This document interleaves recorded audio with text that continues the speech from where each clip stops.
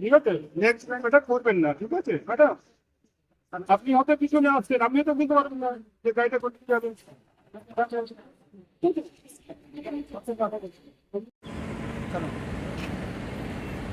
আপনারা দেখছেন আদর্শ তিতুমির পত্রিকার সঙ্গে রয়েছি আমি ধৃতরাষ্ট্র, আমার সঙ্গে রয়েছেন সুরেন্দ্র কুমার সিং, সাংবাদিক দীপজয় দত্ত। আমাদের আজকের অভিযান আমরা কল্যাণী এক্সপ্রেসওয়ের আতপুর ট্রাফিক গার্ড, এই ট্রাফিক গার্ডের খবর আজকে আমরা তুলে ধরছি। এখানে যারা পুলিশ কর্মীরা রয়েছেন ট্রাফিক গার্ডের, তারা কিন্তু এখানে যারা দুর্ঘটনা প্রবণ যে এলাকা রয়েছে সেই এলাকা দিয়ে যারা বিনা হেলমেটে যাচ্ছেন, গাড়ি যাদের ইমার্জেন্সিতে যে আলো জ্বালার কথা সেই আলো জ্বালিয়ে যারা যাচ্ছেন, তাদেরকে কিন্তু এই ট্রাফিক গার্ডের পক্ষ থেকে সচেতন করা হচ্ছে। মোট 4টে লাইটকে আপনি এইভাবে কেন জ্বলে যাচ্ছেন দিনের বেলা? এমার্জেন্সি লাইট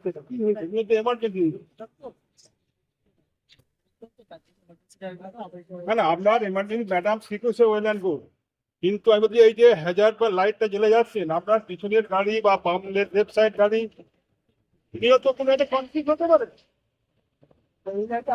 কোনো অসুবিধা হতে পারে না।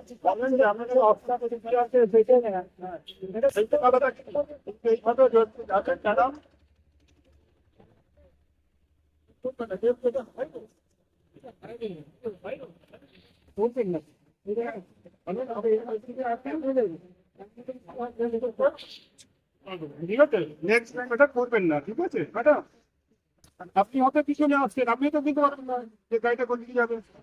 হ্যাঁ,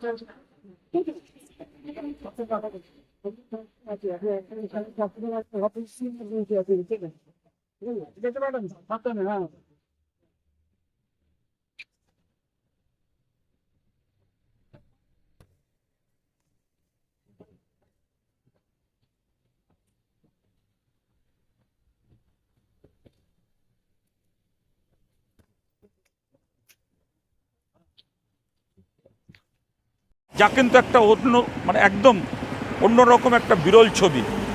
কারণ আমরা দেখতে পাই ট্রাফিক পুলিশ ধরলেই তার আগেই ফাইন করে, কিন্তু এখানে একটা অভিনব কায়দা দেখলাম যে সেটা হচ্ছে এরা মানুষকে অ্যাওয়ারনেস দিচ্ছে, বোঝাচ্ছে। এইটা একটা খুব ভালো দিক যে বোঝাচ্ছে। এছাড়াও হেলমেটটা কেন করছেন? হেলমেটটা তুমি কেন করছো না? এটা কি আমার নিরাপত্তা না ভাই তোমার নিরাপত্তা, তোমার ফ্যামিলির নিরাপত্তা? তুমি একজন উপার্জনী মানুষ, তুমি যদি ঠিক থাকো তোমার ফ্যামিলিও ঠিক থাকো। তুমি সেই হেলমেটটাকে আমরা এত করে এমন করছি। হ্যাঁ, এবার যদি আমি বলে তোমাকে আমি তোমার মনে কষ্ট লাগবে তো আমাকে 1000 টাকা করে দিতে চান, তাই তো? জীবনের অনেক মূল্য ভাই, জীবনটাকে অনেক মূল্যবান ভাই। এই জিনিসটা নেক্সট টাইম এই সিস্টেম দেখবো না, হেলমেট মাস্ক দেখবো না তো। তোমার এই লোকাল আর দূরত্ব বলে কোনো গল্প নেই। 500 টাকার জন্য জীবনটা, ঠিক আছে ভাই?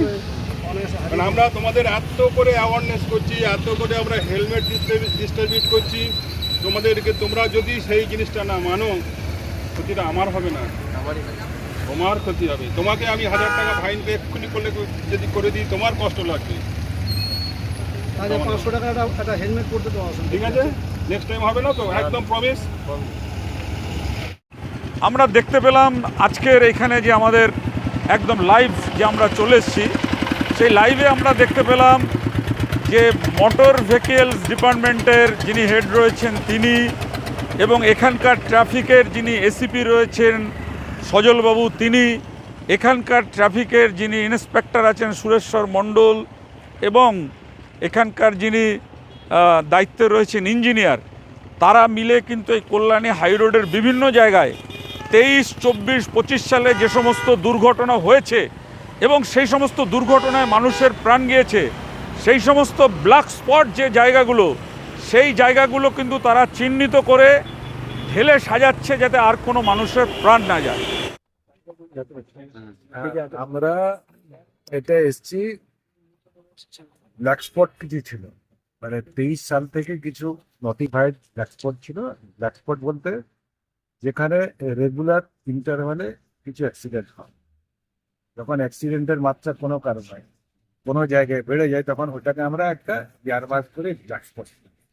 তো ওটার ইন্সপেকশনে আমরা এসছি 23, 24, 25 আমি ছিলাম না, কিন্তু 26 সালে আমাদের কিন্তু এই জায়গায় যে কারণে ইঞ্জিনিয়ারিং এর মানে যে ল্যাচেস গুলো ছিল, লেকুনা গুলো ছিল, সেগুলো কিন্তু সব কভার আপ হয়েছে।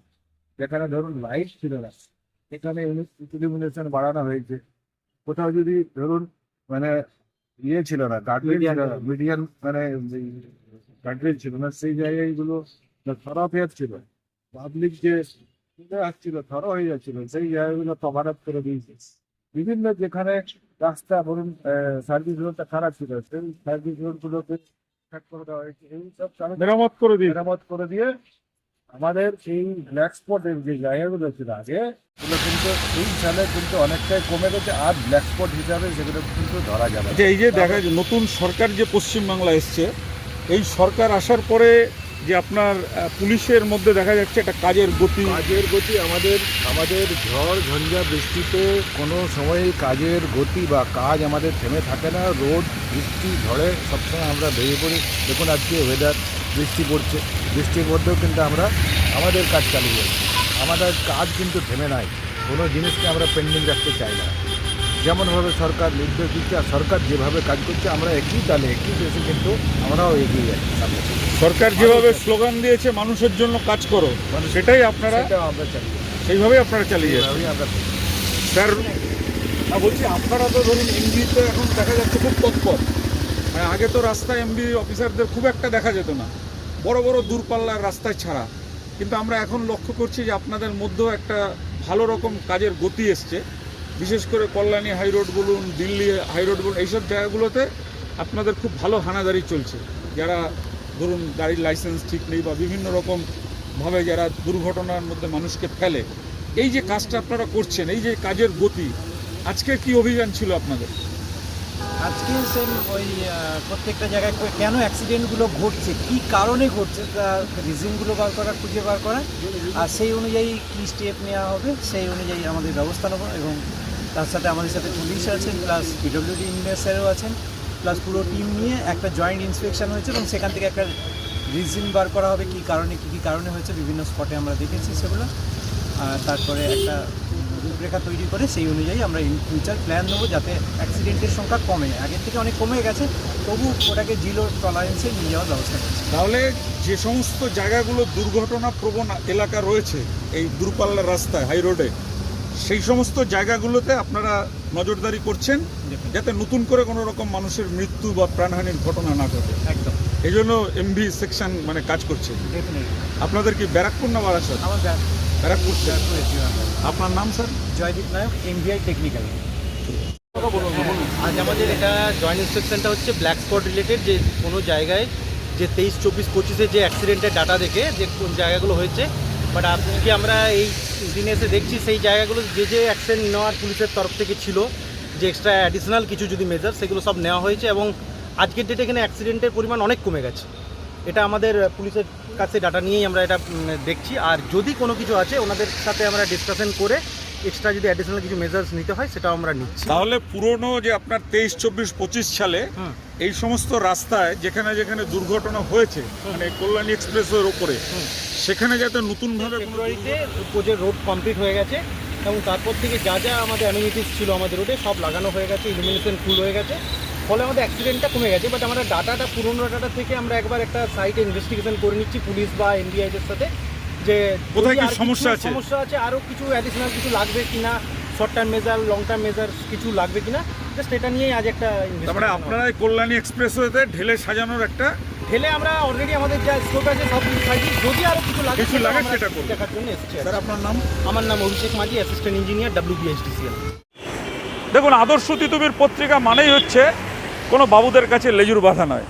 আমরা আজকের এই খবরটা সরাসরি একদম কল্যাণী এক্সপ্রেসওয়ের ওপর থেকে আপনাদের সামনে তুলে ধরছি এই কারণেই আমরাও চাই মানুষের সচেতনতা আসুক, মানুষ সচেতনভাবে তাদের জীবন নিয়ে চলুক।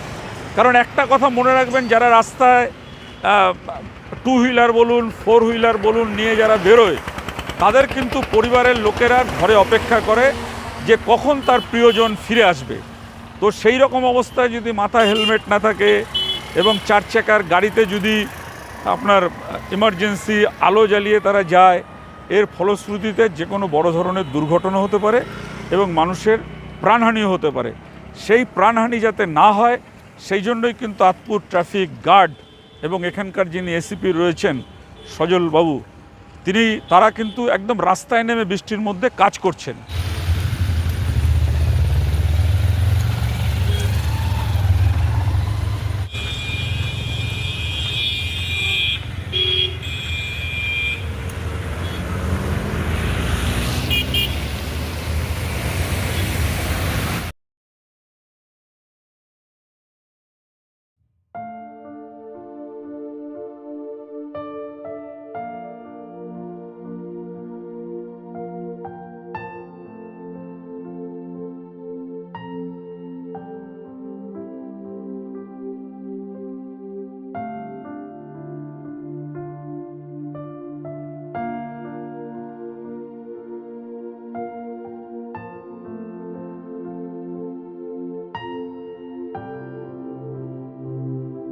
গুলো তুলে ধরলাম এক এক করে, আপনারা দেখলেন যে কীভাবে পুলিশ মানুষকে বোঝাচ্ছেন। আমরা খবরটা এই উদ্দেশ্যেই, আমাদের উদ্দেশ্য হচ্ছে সচেতনতামূলক বার্তা। সেই বার্তা হিসাবে আপনাদের মাথায় রাখতে হবে যে মানুষের জীবন, মানুষের প্রাণ বাঁচানোর জন্যই কিন্তু আমাদের লড়াই। এবং আমরা লড়ছি কাদের জন্য? আদর্শ তিতুমির পত্রিকা, যাদের মাথায় তেল নেই, যাদের পেটে ঘি ভাত নেই, যাদের মুখে আমসত্ত্ব দুধ ভাত জোটে না, যারা কখনো ভালোভাবে জীবনযাপন করতে পারে না, যারা লড়াই করছেন প্রতি মুহূর্তে বেঁচে থাকার জন্য, এই রাস্তা দিয়ে গাড়ি নিয়ে যাচ্ছেন তাদের প্রাণ হাতে করে, সেই সমস্ত মানুষ যাতে প্রাণ হাতে করে না যায় সেই জন্যই কিন্তু আমাদের আজকের এই প্রতিবেদন। এবং এই প্রতিবেদনটি সরাসরি একদম আপনারা দেখছেন যে এই গাড়ি যাচ্ছে, আমরা একেবারে দাঁড়িয়ে আছি আঁতপুর ট্রাফিক মোড়, যেটা কাশিবাটি মোড় বলা হয়। এখানে কিন্তু খুব দুর্ঘটনা প্রবণ এলাকা এবং এই এলাকায় যাতে কোনো দুর্ঘটনা না হয় সেই জন্য ট্রাফিক পুলিশের উদ্যোগ এবং ট্রাফিক পুলিশ এইভাবেই, গোটা রাজ্যের ট্রাফিক পুলিশরা এইভাবেই মানুষের থেকে তোলা না তুলে, টাকা না তুলে মানুষের কাছে একটা ভরসার বার্তা, যেভাবে এ রাজ্যের মুখ্যমন্ত্রী বলছেন যে ভয় আউট ভরসাহীন, পথেও যেন তাই হয় যে মানুষের মন থেকে যাতে ভয় চলে যায়, মানুষ যাতে ভরসা নিয়ে রাস্তায় বেরোতে পারে। এবং যারা এই হেলমেট ছাড়া যাচ্ছেন বা যারা বিভিন্ন রকমভাবে ট্রাফিক আইনকে ভঙ্গ করছেন তাদেরকে সচেতন করা হোক। সচেতন করলেই পুলিশের ভাবমূর্তি উজ্জ্বল হবে। আর শেষ যে কথাটা বলে আমরা শেষ করতে চাই সেটা হচ্ছে যে ট্রাফিক পুলিশ যারা রয়েছেন এদের ওপরেই নির্ভর করে পুলিশের ভাবমূর্তি উজ্জ্বল এবং অনুজ্জ্বলের। কারণ মানুষ যারা রাস্তায় বেরোন সেই মানুষগুলো যখন দেখেন যে ট্রাফিক পুলিশ যদি তাদের সঙ্গে ভালো ব্যবহার করে তাহলে পুলিশ সম্পর্কে একটা ভালো মেসেজ মানুষের কাছে যায়। আর ট্রাফিক পুলিশ যদি মানুষকে ধরে ধমকে চমকে টাকা আদায়ের চেষ্টা করেন তাহলে কিন্তু পুলিশের ভাবমূর্তি কলঙ্কিত হয়। আজকে আঁতপুর ট্রাফিক গার্ডের সাব ইন্সপেক্টর যারা এখানে ডিউটি করছিলেন, আমরা সরাসরি তুলে ধরলাম তাদের সেই ভিডিও। আপনারা দেখলেন যে তারা খুব সুন্দরভাবে মানুষকে বোঝালেন, সচেতন করলেন এবং মানুষ যাতে তাদের থেকে প্রতিজ্ঞা করালেন যাতে তারা ভবিষ্যতে আর এইভাবে ট্রাফিক রুল ভঙ্গ না করেন। আপনাদের যদি এই খবর ভালো লাগে তাহলে অবশ্যই খবরকে বেশি বেশি করে শেয়ার করবেন, সারা বাংলায় ছড়িয়ে দেবেন। আর আদর্শ তিতুমির পত্রিকা মনে রাখবেন, তারা কিন্তু মানুষের জন্য গলা তুলে কথা বলে। আজ এ পর্যন্ত, ভালো থাকবেন। আমি ধৃতরাষ্ট্র, আমার সঙ্গে রয়েছেন ক্যামেরাতে আপনারা জানেন আমার বিশ্বস্ত সঙ্গী ক্রাইম রিপোর্টার সুরেন্দ্র কুমার সিং এবং আমাদের সঙ্গে রয়েছেন সাংবাদিক দীপজয় দত্ত। নমস্কার।